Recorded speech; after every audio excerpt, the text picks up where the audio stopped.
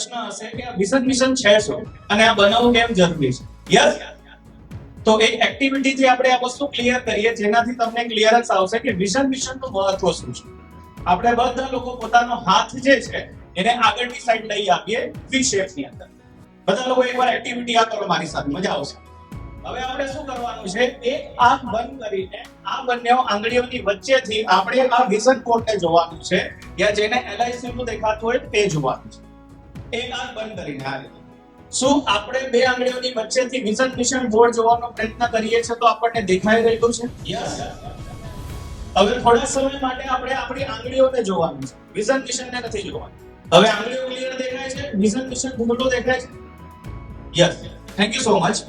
આ એક્ટિવિટી કરવા પાછળનું કારણ ખાલી એટલું જ છે કે આ બે આંગળી જે ઊભી કરેલી છે એ હરેક વ્યક્તિના જીવનમાં આવવાના પ્રોબ્લેમ છે. અને અહીંયા બેસેલો કોઈ વ્યક્તિ એવો છે એવા છે કે જેના લાઈફમાં કોઈ પ્રોબ્લેમ જ નથી.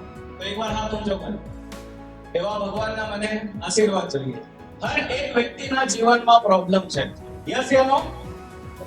પણ પ્રોબ્લેમ હોવા છતાં પણ જે વ્યક્તિ પોતાના જીવનમાં વિઝન જોવાનું સ્ટાર્ટ કરે છે, વિઝન બનાવવાનું સ્ટાર્ટ કરે છે, એને અચૂ કરવા માટેની શરૂઆત કરે છે ને, તો પ્રોબ્લેમ ધૂંધળા થવા લાગે છે.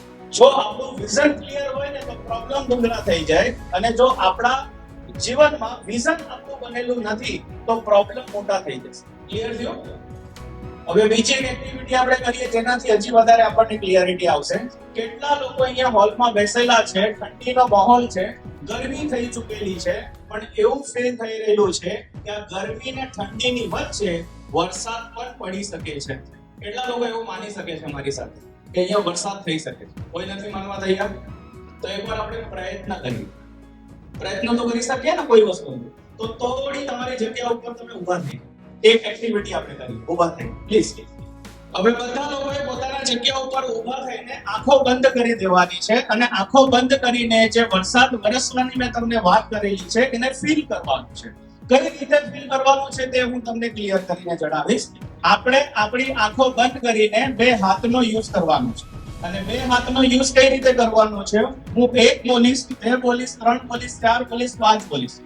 જ્યારે હું 1 બોલીશ તમારે એક આંગળીથી ક્લેપ કરવાની છે. આ રીતે 2 બોલીશ ત્યારે 2 આંગળી, 3 બોલીશ ત્યારે 3 આંગળી, અને આંખો બંધ કરવાની છે. We all are ready? જે લોકો ઊભા નહીં રહી શકતા તે બેસીને પણ કરી શકે છે, નો પ્રોબ્લેમ. તો એકવાર આપણે સ્ટાર્ટ કરીએ. એક, આંખો બંધ કરીને અવાજ આવવો જોઈએ થોડોક થોડોક. 2, 3, 4, 5.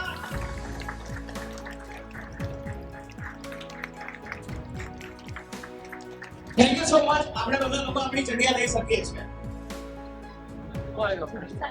વરસાદ વરસ્યો નથી, પાણી પડ્યું નથી, પણ આપણને એવું ફીલ તો થયું છે કે વરસાદ પડે ત્યારે આવો જ અવાજ આવે. તો ઘણી વાર આપણા જીવનની અંદર આપણને કંઈક નવું કરવું હોય ને તો આપણી વિચારસરણી અને આપણો જે દ્રષ્ટિકોણ છે ને એ બદલવાની જરૂર છે. અને એ દ્રષ્ટિકોણ જ્યારે બદલાય તો આજે ઇન્વેસ્ટમેન્ટની વાત આપણે કરેલી છે. ઘણા લોકોને એવું લાગે છે કે આ ખર્ચાની વાત થઈ રહી છે, અહીંયા પૈસા આપવાની વાત થઈ રહી છે, પણ આપણને એ નથી સમજ પડતી કે આજે કરેલું ઇન્વેસ્ટમેન્ટ ભવિષ્યમાં આપણને રિટર્ન આપવાનું, અને એ ભવિષ્યનું રિટર્ન આપણું સરસ થઈ શકે છે આપણા પરિવાર સાથે.